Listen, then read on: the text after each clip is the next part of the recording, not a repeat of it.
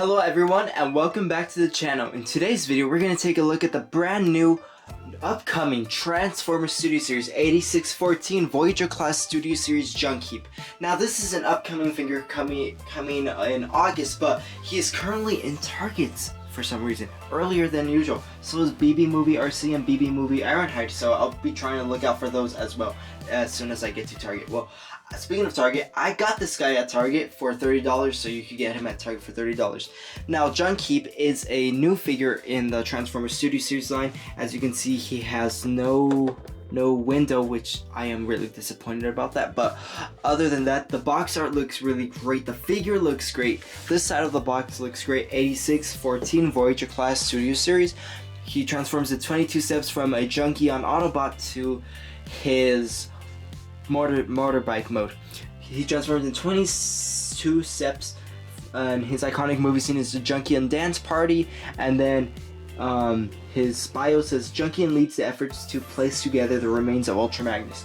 So in Transformers the movie in 1986, Ultra Magnus got killed by Cyclonus, Galvatron, and Scourge, and then the Junkions do repair him and build him together. So I'm really glad that we got another Junkion in the collection. While our first one was Wreck-Gar, now we have someone else to be with Wreck-Gar and not look lonely. So right here we have another artwork on the box, the same one right here, but this one is the whole body, and honestly I really like how it looks like. Even the little lighting around this area looks really nice. I like how that looks like. So as we can see, there is no plastic film right there. I am really disappointed, but let's crack this guy open and see what awaits us inside.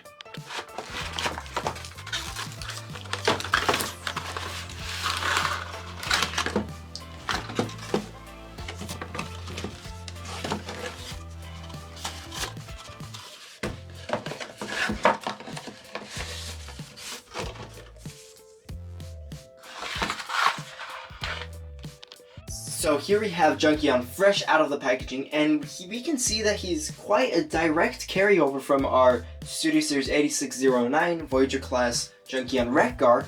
We can see that he is a direct carryover, but with new elements added to him, such as a blaster that's attached to the arm, a shield that's attached to the arm.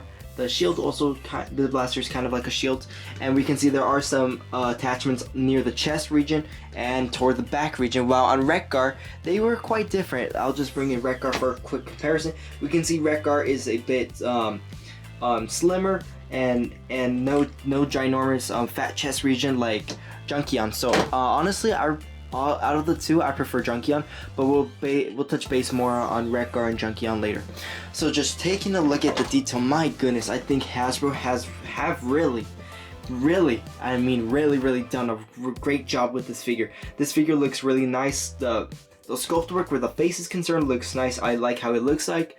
The torso region looks nice. We can see that this looks like an air vent with some pipes coming out and everything. The ab crunch region looks really nice, so I like how that looks like. The waist looks the same as Wreck-Gar. Waist down is the same as Wreck-Gar, but in a new color scheme, and I think it fits this character really nice. I would have preferred maybe if they colored maybe this region maybe in a black. That would have added a bit more vibrance and made this figure stood out a little bit more where the legs are concerned, but other than that, looks really great.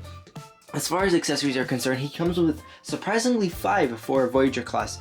The 2 wheels that originally came with Wreck-Gar, and his axe, Bindi, whatever this is, that came with Wreck-Gar as well.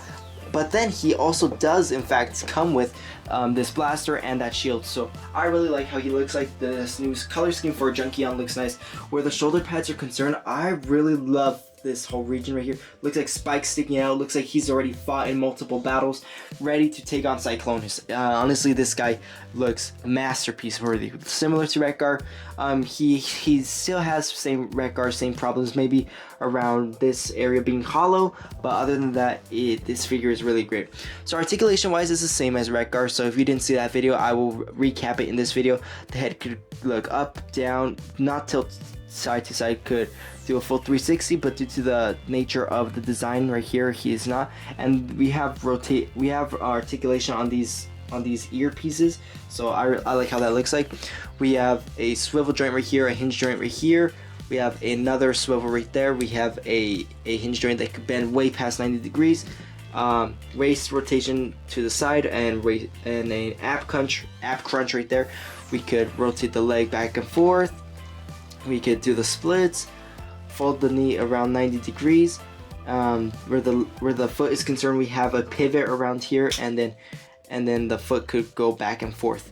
And for the hands, they could rotate a full 360 if you wanted to. So as far as articulation is concerned, Junkheap is in fact a really well articulated figure. Now for his box art, I just covered it. It looks really nice. He does have the same backdrop as what's his name, Wreck-Gar. So in fact, you're getting the same mold but with some new bonuses, and this guy looks really nice. So for a quick size comparison, let's bring in our Studio Series Wreck-Gar. So here we have Wreck-Gar right here. Looks really fantastic. We can see overall their size is about the same. In fact, Junkion is just a tad bit bigger than Wreck-Gar, mostly due to the backpack region, and Junkion does in fact look wider than Wreck-Gar. So we can notice that about Wreck-Gar and Junkion, that Junkheap is in fact wider and looks more bulkier than Wreck-Gar, while Wreck-Gar looks slimmer. Wreck-Gar does in fact, from an aerial perspective where I'm looking at it from, does in fact look like he is taller, but I believe Junkion should be a bit taller. And now for another size comparison, let's bring in the Studio Series figure that came before this guy, that being Cliff Jumper. We can see overall how Cliff Jumper at his size is actually very dwarfed toward Wreck-Gar, and I think it looks funny, and it's kind of sad at times that Cliff Jumper is this small.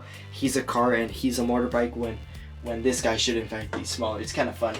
And then right here we have Optimus Prime compared next to Junkheap, and both of them look really nice. Both are Voyager classes. They look really cool. So now let's delve into the transformation of Junkheap. So to transform this guy is incredibly simple. It's the same as Wreck-Gar. So if you've already known how to transform this guy, you can skip this section of the video. So the first thing you're gonna have to do is raise his arms all the way up. After that, you're gonna twist them like so, just as they were in the box, like so.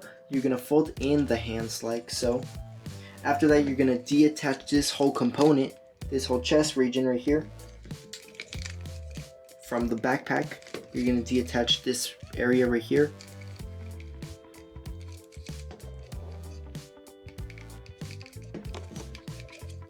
Yeah, you're gonna attach that area right there on the backpack. And once you have it deattached, you're gonna put your attention toward the back side, and then you're gonna fold these regions out like so. You're gonna fold them out like that, and then you're gonna fold this piece right here. You're gonna pop out this piece, which is the front of the motorbike, and honestly the motorbike area looks really cool. It gives me some aquatic submarine vibes. But then after that, we can just unfold this window right here. Then after that, you're gonna put your attention toward the head, fold in these two pieces, and then shimmy on the head inside this region, just like we did with Wreck-Gar a long time ago. And then once that is complete, you're gonna then fold this whole region down like so. Once you have that, you're gonna fold the arms back where they were, fold them inward like so, and then fold them like that.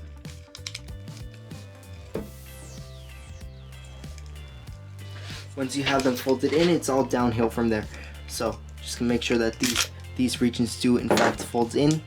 It's kind of hard because my copy is a bit stiff, so you're just gonna fold this inside like so, and then this region right here, now that this is open right here, we are then now gonna put the wheel inside right here. So I did make a slight mistake once I did take off the arm on accident. So we're then gonna get one of these wheels right here, attach it on this side, and then we are then going to peg it on to the other arm like so. So once both of these are inside like so,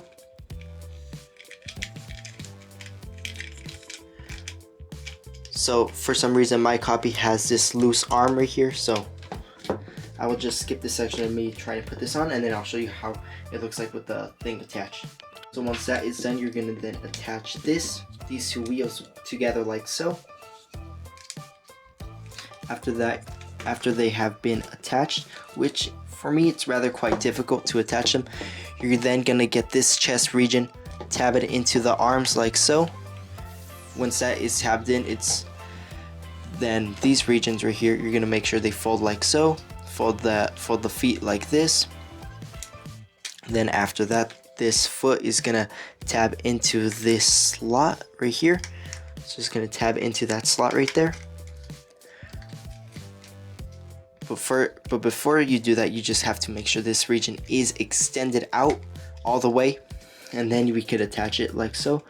So then after that, once this piece is attached, you're just gonna have to push these pieces inside like so.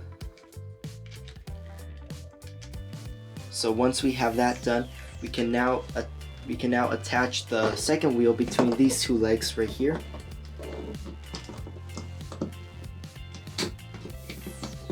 And once the two wheels are attached, you have Junkheap now fully transformed into that really cool motorbike mode. And honestly, the motorbike mode looks really crazy. It looks really cool. And then to attach to this piece, you're gonna put it toward the back right here in this little section right here.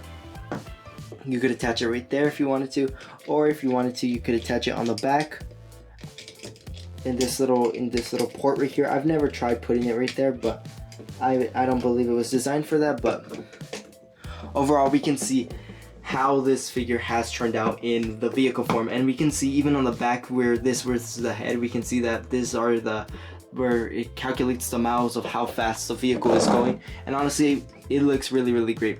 And to even make this figure even greater, similar to Wreck-Gar, he does have these little things right here to keep the motorcycle in place so that it won't tilt from side to side. So they're kind of like a brake system. So this figure actually looks really great. The motorbike on this figure actually looks a bit better, to be honest, than Junkheap's motorbike form. I really like how this looks like. It has turned out so great. And just to show you how this figure is actually supposed to look like with these pieces, you're just gonna have to then fold these pieces like so, like that, and do the same process on the other side. And yeah, I think Hasbro have really engineered this guy so well that it actually covers some of the components right here, and actually makes this bike mode even more crazy looking. I think how this bike mode looks like now, it looks really nice. Instead of covering right there, it looks nicer right here where it's more sleek. Like, I feel like that this bike mode looks better. And to compare how the bike mode looks like, I'm gonna bring in our Studio Series Wreck-Gar. For a comparison between the two, we have Wreck-Gar and Junkheap, and both of them look really great. I personally like Junkheap's motorcycle mode. It gives me more of like a Mad Max vibe, similar to Wreck-Gar. I really like how both of them look like together, both rolling out, look really nice. The wheels do make noise. It's kind of funny, and honestly, when they're both tilted like so, it looks like they're following one another. They're probably persecuting a Decepticon, or even you can make that whole chase scene in Transformers 1986 when they are in fact chasing Hot Rod, RC, Springer, and I believe Ultra Magnus at that time, and Blur and Cup. So you could really recreate those scenes using these characters, and they look really great. They could ride one another, so I will be posting probably a picture on my community page shortly after this review is done. So about how the detailing looks like on this figure, we can see how this red streak does look really great. I'm not so sure if this was intentional, or maybe, I don't think it was intentional, but probably some scratches right there. So I think somehow that maybe looks kind of nice, but I will clean that up as soon as I can. But here we can see how this area looks nice. I love how the legs do fold, so I like how the spikes do poke out, so that's really nice. The handles look nice. This front region of the motorbike looks so cool. And then we have this this unit with some toolboxes, so that looks really great. I could already imagine them fixing Ultra Magnus or anything, so I think that looks really great. Probably Ultra Magnus is there while they're running around trying to find some pieces to fix them. I don't know. So I think that looks really great. So now let me give you my final thoughts and analysis of our new Transformers Studio Series Wreck-Gar. So some final thoughts for the Transformers 8614 Voyager class Studio Series Junkheap. Honestly, this figure is really great. A must-have figure in the collection. I really enjoy this figure. It is amazing. Looks really well with the other Junkion, also known as Wreck-Gar. He looks great with the Autobots. He scales perfect with the other Autobots. I really do like that. This is probably one of my most favorite figures in the collection so far. Probably around the top 10, maybe number 11. I'm not so sure, but this figure actually looks really great. To my surprise, I thought this figure would suck and not be really good, but this figure was actually really good.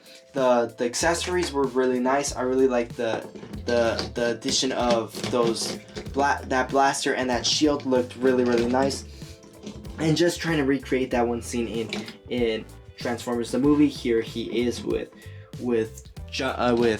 Wreck-Gar. So some final thoughts for the Transformers Studio Series. Junkheap is actually a really great figure. I recommend him. You could get him at Target, maybe at Walmart. I'm not so sure.